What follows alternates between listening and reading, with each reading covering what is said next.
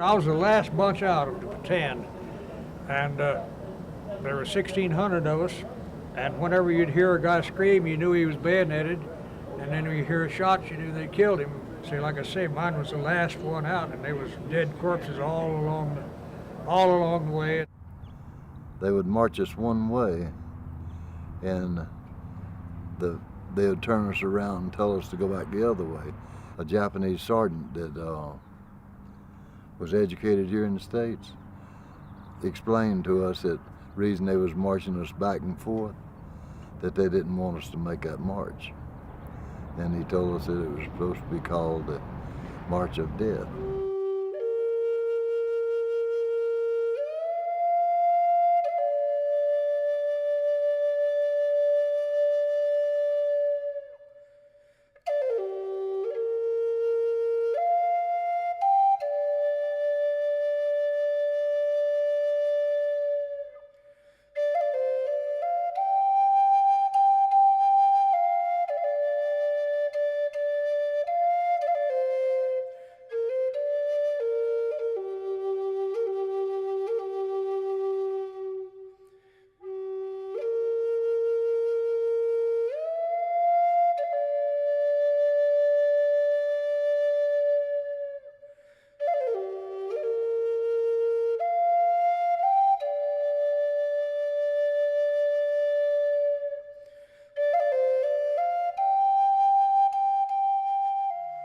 How many connections do 70,000 people have 60 years later?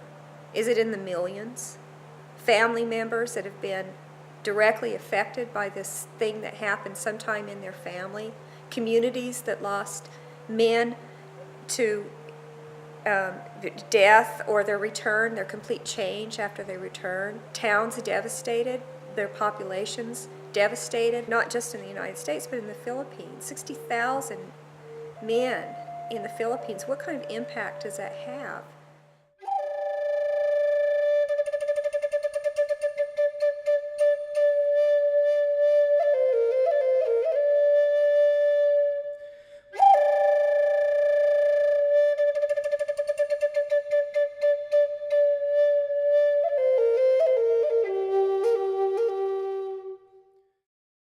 Bataan is probably the worst defeat the American Army's ever had, in point of fact. Certainly in numbers. I mean, it ranks right there with the Battle of the Little Bighorn. It ranks there with Lee's surrender at Appomattox. For decades, the survivors healed in oblivion. They could see the broken bones, and they could see the scars, and they could see the malnutrition and those things. But they didn't really realize that there were mental scars that were much greater. And they were hidden, and they were subtle. For about 15 years. I can talk about it now. It's been 60 years. But to me right now, it's like a nightmare, a dream. I still have nightmares about it. In fact, last night I did.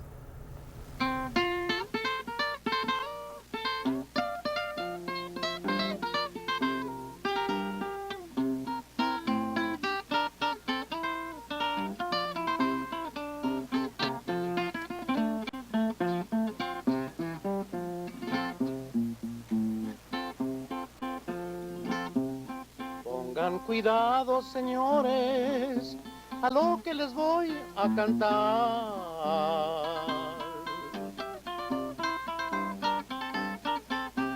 Ese es el triste corrido de la guerra de Bataan. There's a man that lives in my city, Las Cruces, New Mexico. His name is Joe Martinez. And the J. Joe stands for John Joe.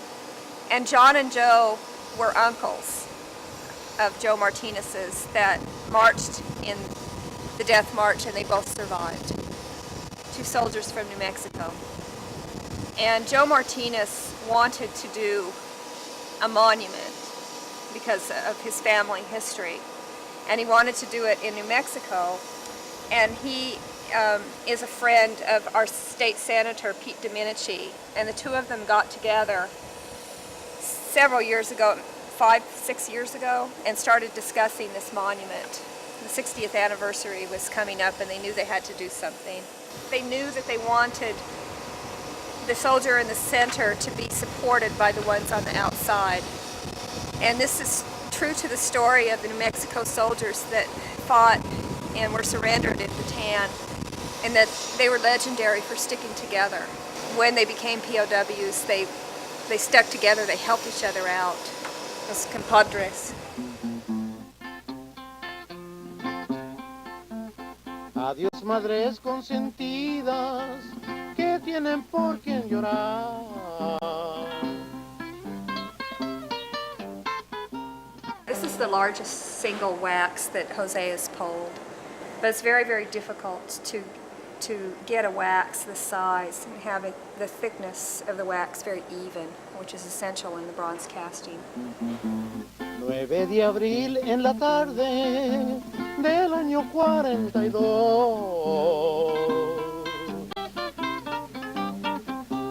El enemigo avanzaba con un odio vengador. Son muy tristes mis recuerdos, muy humilde mi dolor. Levantamos las banderas en la isla Corregidor. Cautivo fue mi desgracia, cautivo fue un cruel terror. What I'm going to do is I'm going to make an impression of your bare foot. And when the wet cement is ready, where the statue is going to be, there's a walkway that your bare footprints will be in the cement. Oh. And that's Nice. Yeah. So the survivors' real footprints will be in the cement of the monument. That's very nice. Yeah. So we really wanted them to have a physical presence that was permanent in this monument. I'm going to need your feet to hang over. Oh, that's right. Okay. So See how this I'm going to swollen? help. Yeah, they are swollen. Is that from the diabetes? Yeah, Uh-huh. diabetes. The visual metaphor, the symbolic march would be done in the cement of the walkway that leads up to and from and away from this sculpture. There needed to be footsteps, footprints in that to represent the number of men that started the march, and then toward the end, the few that were able to finish it. So, Chano, I had another question about Bataan and the men that were from New Mexico. And it's been said that the men from New Mexico really were very close with each other compared to some of the other. Is that true? Yes, absolutely. The camaraderie from New Mexico was very different than the regular Army soldiers. When we went as a National Guard, we went together as a bunch, and we knew each other pretty well, and we conversed with each other. Somebody needed help in prison camp, and we were able to help. We would help. We stuck together a lot more. We defended Bataan pretty well. Yes, you did. Yeah, we had bonsai after bonsai after bonsai, and we were able to hold on for dear life until they surrendered us.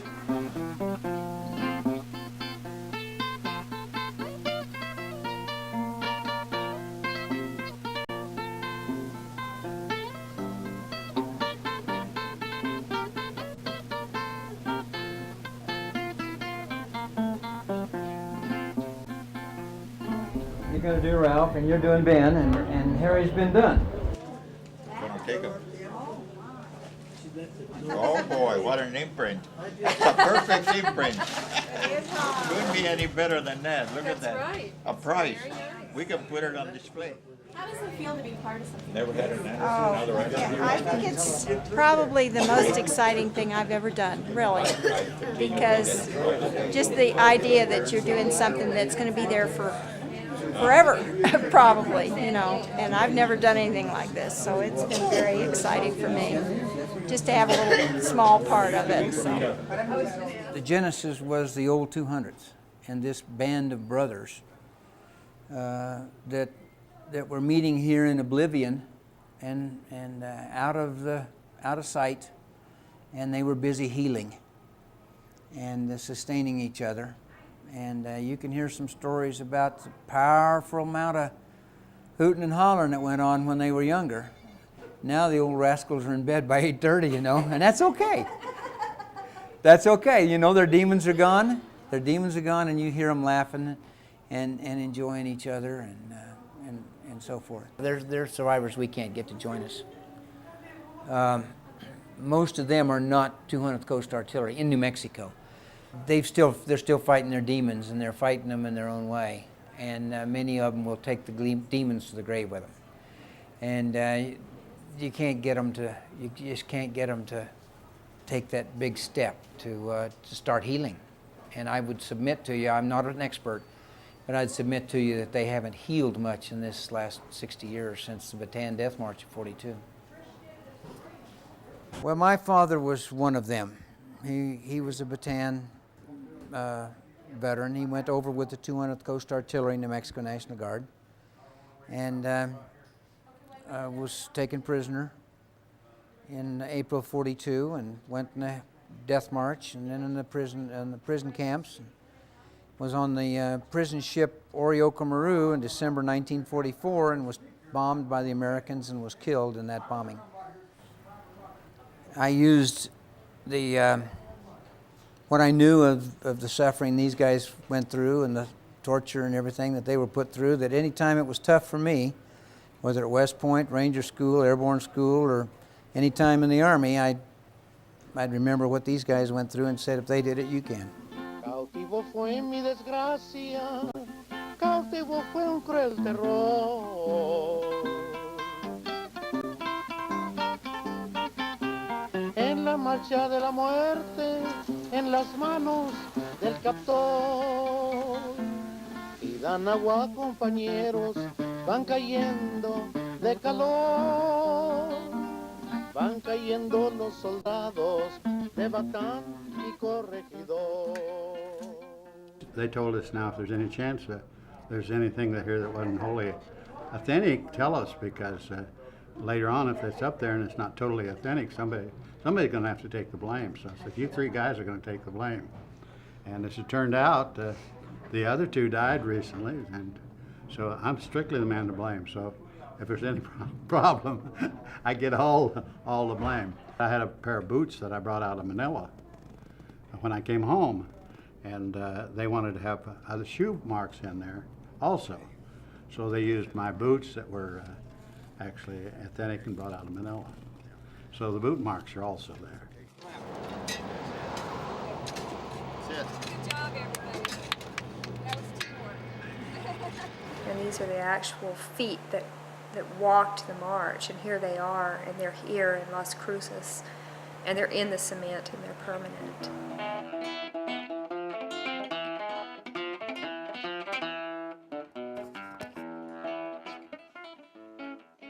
My grandpa fought tooth and nail for this country. He was an Apache Indian. I come from a long line of first Americans fighting for this country.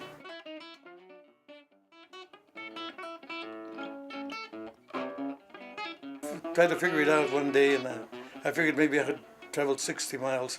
Anyway, it was a long, long march. Some march as much as 10 miles, 90 miles, 80 miles. It all depends on where you were stationed in Bataan. We were stationed about, I would say, about 60 miles from where Camp O'Donnell, where we had to march. Were you one of the ones that got malaria, or when you were at Bataan? Oh yeah, I had all those diseases: malaria, beriberi, pellagra. And then in my story, you see where I lost 3 months, about 3 months of my life, I was blank. I went completely really? blank, yeah. Your memory and it. Yeah, but we went to bury some. Do you see the story there? When you read that story? I will read it. Yeah, we went to bury 400 people. About 400 that were dying a day. The chaplain said we would go and give them a final burial. I made it through. We were barefooted, with hardly any clothes, with just a G-string, and we went up here and we pushed those bodies into the pit where we were going to bury them. I had asked the guys to help me identify my friend so that I could know where he was buried. Someday I'd come to Silver City and tell the folks where he was. He didn't know who was who.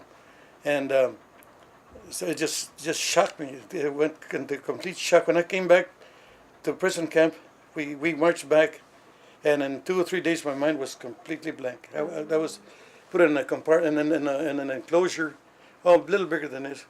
There was about 10 or 15 of us in there that lost our minds, and we were kept there. I don't know how long. I figured about 3 months. It was a horrible, filthy place. It wasn't fit for human beings, but that's where they threw us.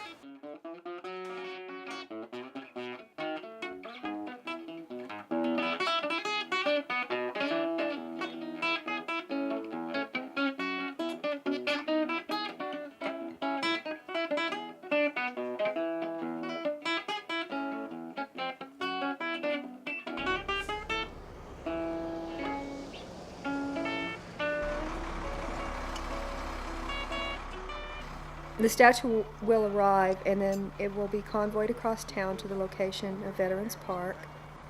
And if all goes as planned, the statue will be installed right off the delivery truck and onto the cement pad. That will be its permanent placement. We have a crew lined up of volunteers, including myself, that will be there to site it and get it installed. Okay, the idea is to center it. It needs to go about 12 more inches that way and We're this going way. to take the plastic off and get a parachute on it, and that way we have a really easy cover that we can remove and put back on. And once we get that parachute up, then they're going to take the crane up, and then I'm going to site it. But you know what? It looks like it's in the exact right place right now. We're just about ready to take the plastic off, and everybody that's here are going to be the first people that ever. I've never seen it finished. This is the first time I'm going to see it finished as well, because they were still working on the patina when I left California. So this is my first time, along with everybody else here. It's beautiful. Undo this, we're going to pull this up over the top. Take a look at it from the front. You want to get a knife? It's way better than the original drawing. I mean, there's so much more in this. The spirit wasn't in the original drawing, and it's in this piece. So how did that come? How did you get the spirit? I met the survivors, and then it stopped being an historic piece that I was working on. It became a piece that was about the present and about people that are alive and people that I met and I cared about, and I did it for them. She did a wonderful job. I'd like to take a picture with her. Do you want to take a picture too? Do you like it? He wants a picture with you. Over here. It's nice. Thank you so much for everything. Oh, You did a wonderful job. I was honored. Beautiful. My name is David O. Telles. I went into the service on March the 25th, 1941. We went overseas about 5 months later. Hope is the last thing that dies in you. I never lost hope. I always had faith in God. He was taking care of me for 80 some odd years. Why not now? I came back without a scratch, as I told you. I escaped death at least 7 times on Bataan. He doesn't talk much about it, or maybe he doesn't remember he was dreaming of. Boom. You, when you have nightmares. Mm-hmm. I can even guess, or more or less I have an idea that you're back over there. Well, it's not so much different now than it was there. Everything had changed in those 3.5, almost 4 years. I was in prison camp for 3 years and 5 months. And everything was different. I mean, I had to get acquainted with everything, reacquainted, and relearn what I already knew before. And about your question about the government abandoning us, a lot of people blame MacArthur for leaving us behind. I don't. He was ordered out. What I blame the government for, and I always have said it, and I will repeat it whenever necessary, being that America was the strongest government in the world at the time, why couldn't they have sent a little help to us? They just didn't give a damn. They'd rather help England and finish the war in Europe. They didn't care about the Philippines at all, or the Pacific. They tried to tell me that I'm a hero. I'm no hero. I'm a lucky one. I'm a survivor. But some of the heroes are the ones that were left behind. The ones that were killed by the Japs on the march, or the ones that starved to death in prison camp. There's a lot of people that was their aim, was to starve us to death. Had it not been for the atomic bomb, I wouldn't be here. Del 41 presente lo tengo yo. El día 8 de diciembre la guerra se declaró. It's a biography. Well, actually, an autobiography of Lorenzo's war experience, and it's a story from the very beginning of his when he was a child, and he dedicated it to our children.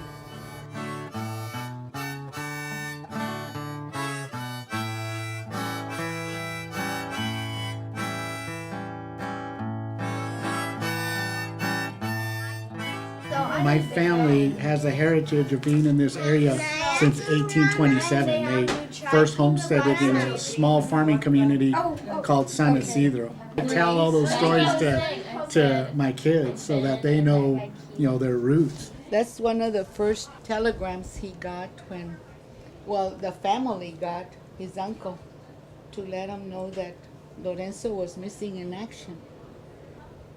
Prisoner of war, to report that he was a prisoner of war. And they would ask him about it, and then he went, at length he would talk about it to the people, to the visitors, not to this family. He wouldn't. Very seldom would he mention anything to us about the war, but we found out of it when we had company. He talked to the company. Well, funny things he would tell us, like the little dog that got lost in the prison camp. It belonged to one of the guards, the Japanese guard, and it disappeared. So he had all the prisoners help him look for the dog, but the guys had killed the dog and eaten it, and we thought that was real funny because they didn't want the guard to know that they had had him for lunch. He had in the prison camp, he had diphtheria, severe case of diphtheria, and all kinds of malnutrition problems, dry berry, wet berry, and then a lot of beatings.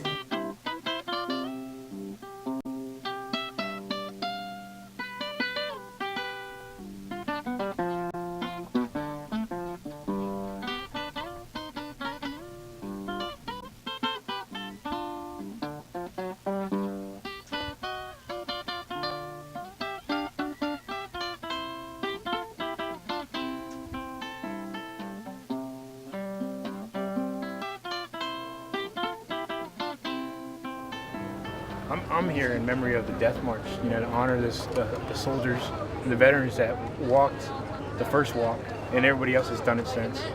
I've been every one they've had for the 14 years I've been, when it was nothing but running from down to the university and over Baylor Pass.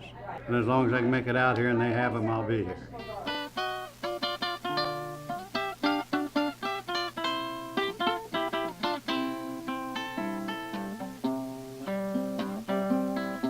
La distancia entre los dos es cada día más grande. De tu amor y de mi amor. He's an amazing person. I don't think I could do it without his inspiration. Yeah. It's definitely tough going through there. Thank you. It's late summer of 1941 and my war with Japan. Right in there, I came out on the presidential lines out of San Francisco, and it was a plush round-the-world cruise ship, 4-inch carpets in the dining room, and orchestras playing for our dinner, and we wheel out into the Golden Gate Bridge, you know, and thinking we're going to a great adventure, and we were. And when you say, well, a lot of people say something about surrendering, you know, General King surrendered us on Bataan. It was a terrible camp. Somewhere between 24,000 and 30,000 died there in just 2 months. So it was a horrible camp. But General King got as many as he could get in a little handy group and talked to us. And he says, as long as you live, no matter whatever happens, you didn't surrender. I ordered you to surrender. If anybody's to blame for anything, it's me. And King said then later, he said, if I hadn't surrendered them that night, it'd have been the biggest massacre in American history by far. And there's no point in that when there's no way to resist any longer. There was no way to resist any longer. We were out of food. Even if the Japanese hadn't even been moving forward, we'd had surrendered in 2 weeks because otherwise everybody would have starved to death. So there was no point in not surrendering at all. If they'd have tried to hold out for 2 more days or 1 day, there'd just been thousands and thousands of people murdered that was going to surrender in 2 weeks anyway, because you can't go without food. We had 100,000 people there to feed. No choice. Any other questions?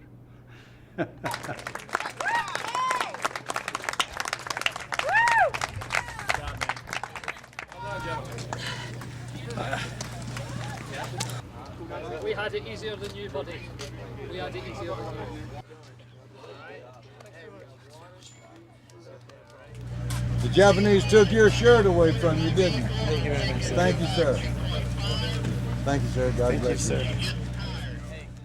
We read about Mr. Mims in the newspaper in the Fayetteville Observer, and we learned about how he survived the Death March, and since we were coming out here, we wanted to make sure that we came with him and took care of him. It's an honor for me having them along. I think they're great people to sacrifice their spare time just for me. Corazón no quiere resignarse a escuchar el triste adiós que sea tu retirada. Cuando te hayas sido ya pedazo de mi vida, si aguanté la soledad. I'm going to answer your question this way. If I had it to do over again for my country, I'd still go and, if necessary, die for it. That's the way I feel. A Japanese hit me with a bottle of Coca-Cola. I don't know where he got the Coca-Cola, but he hit me right across there with it. All the time I was a prisoner of war, my teeth, you know, like that in your mouth, they were separated, you know. And we didn't have a dentist or anybody to look after our teeth. And part of them was broke off just like he had took him, broke it off into the quick.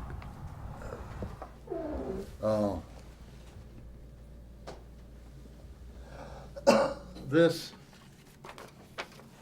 picture here was taken in 1957 out at Ranger Station 1, Fort Bragg, North Carolina. All of them are dead. I'm the only one that's a survivor.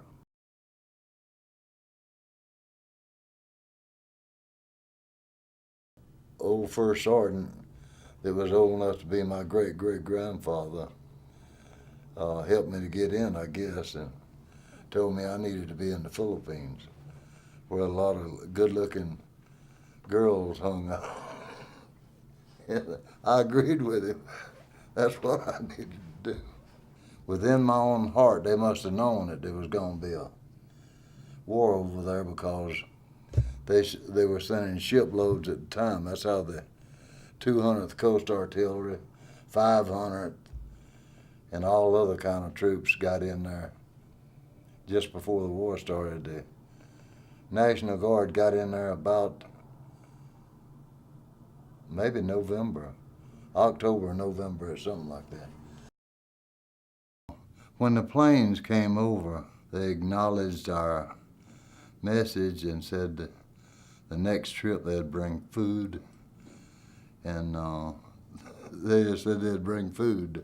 When we got that food, the people was trying to catch the parachutes and food that was coming down, you know, and we were so starved to death, we'd take the canned cream and hit it on a rock to open it, you know, so we could get the cream out. Take a big thing of sugar and mix it like you mix flour to make biscuits. We'd eat that. It's a wonder all of us didn't die because we were starved to death for something sweet. You know, when you go so long without something sweet, it's almost unbearable. Porque ya lo tienes todo, yo soy todo, todo tuyo.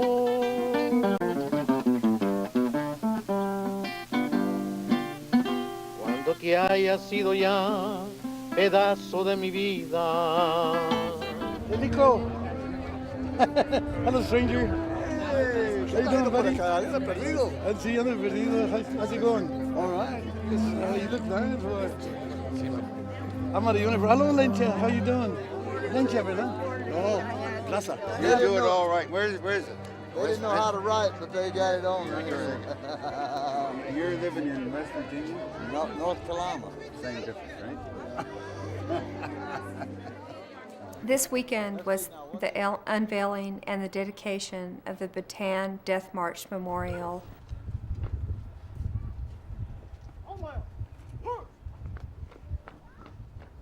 This is Ruben's uniform. He died this morning. Oh, here's a better one. Mr. Ruben Flores, he passed away, and that was at 3 a.m. Well, we were in the army together. We maneuvered together. We were all spells. So we would chat and remember all those things that happened to us. Lay up, face. Colors, dismount. Americans now have a permanent place where they can come to understand the tremendous sacrifice that so many have made in the name of freedom. No one knows the sacrifices more than we New Mexicans, since so many who were forced to march 60 years ago were from right here in this part of our great state. And finally, ladies and gentlemen, the man who has been spoken about all morning, the person who had the idea and created the team that put all of this together, Mr. Juan Jose, J. Joe Martinez.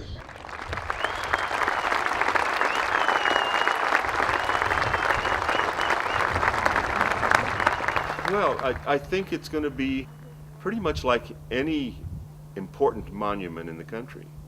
I mean, the men that fought at Gettysburg are long since gone, but their memory and what they did and their children and their children's children are still here. It does two things. It does help us remember, but it also cleanses our soul knowing that we care. And someone before us cared as well.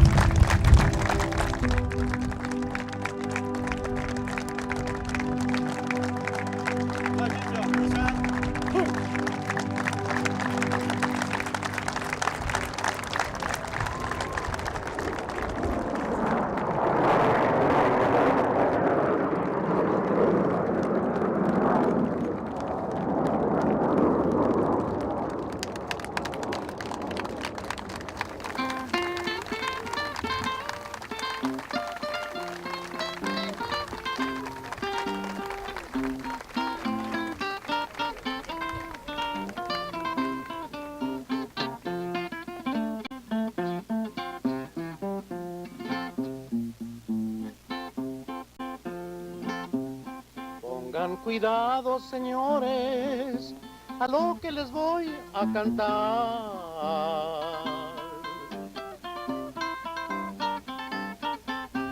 Ese es el triste corrido de la guerra de Batán.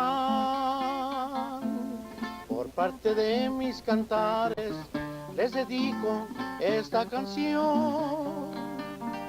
200 de artillería, tú has honrado a tu nación. Oh, I'm not here and I'm here completely, so it's that dualistic thing. That was really thrilling. The whole thing was really exciting. I loved seeing it all come together, and it went off without a hitch. I think this is terrific. This is unbelievable. It didn't dawn on me that there's going to be this big a crowd. You know, it's just going to be so special, and the fact that our kids, you know, our great-grandkids, I mean, we'll always be able to see this. Thanks for agreeing to do that for us. Oh, God. I really appreciate Yeah. it. Thanks. It was a group effort, wasn't Yeah. it? It was quite a day. It was. Yeah. It happened that the two brothers that were ex-prisoners, the two on the statue, besides the Filipino, were in the same company with me, the same battery. We were together for about 18 months. When we run out of survivors, this statue, this monument, is going to take their place. And that'll be the next best thing that we have to live survivors. You betcha. It's that good a monument, Stephanie. It's that beautiful, it's that moving. And so I've seen a lot of smaller and they thought were good ones around the country some way or other. But I think this was a better representation than anything we could have ever had. Every time I've been up there, there's been someone there the whole time. And it's such a magnificent, beautiful piece of work that it draws people.